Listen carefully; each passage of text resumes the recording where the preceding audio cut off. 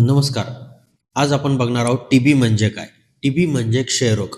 हा Mycobacterium tuberculosis नावाच्या जंतू संसर्गामुळे होणारा आजार आहे.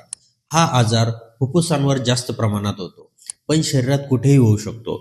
तर आजच्या व्हिडिओमध्ये आपण टीबीसाठी कोणती टेस्ट करावी लागते, बेसिक ते ॲडव्हान्स टेस्टबद्दल माहिती बघणार आहोत.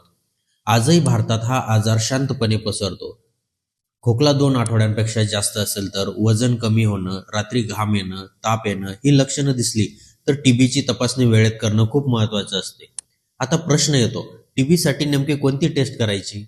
तर चला बेसिक ते ॲडव्हान्स सगळ्या टेस्ट समजून घेऊया. सर्वात बेसिक टेस्ट म्हणजे स्पुटम एएफबी टेस्ट. यामध्ये रुग्णांच्या थुंकीमधील टीबीचे जंतू थेट मायक्रोस्कोप खाली तपासले जातात. ही टेस्ट स्वस्त असते, यास खर्च कमी लागतो, पण सुरुवातीच्या काळात टीबीमध्ये कधीकधी निगेटिव्ह येऊ शकते. दुसरी महत्त्वाची टेस्ट चेस्ट एक्स-रे. यामुळे फुफ्फुसात टीबीमुळे झालेले बदल दिसतात, पण लक्षात ठेवा एक्स-रे हे कन्फर्मेटरी टेस्ट नाही, फक्त सस्पिशियन दाखवते. आता येथे सगळ्यात महत्त्वाची टेस्ट सीबी-नेट, ज्याला जीन एक्सपर्ट सुद्धा म्हणतात. ही आजची गोल्ड स्टँडर्ड टीबी टेस्ट आहे. याचा रिझल्ट 24 तासात येतो. टीबी आहे की नाही हे कळतं. यात इतकंच नाही तर औषधांना टीबी रेजिस्टंट आहे का नाही हे सुद्धा कळतं. सीबीनेट सारखीच अजून एक ॲडव्हान्स टेस्ट म्हणजे ट्रूनॅट टीबी टेस्ट सुद्धा असते. ही टेस्ट मॉलिक्युलर टेस्ट आहे, रिझल्ट लवकर मिळतो आणि ड्रग रेजिस्टन्स स्क्रीनिंग सुद्धा होते. आता बघूया टीबीसाठी बेसिक ब्लड टेस्ट बद्दल थोडक्यात माहिती.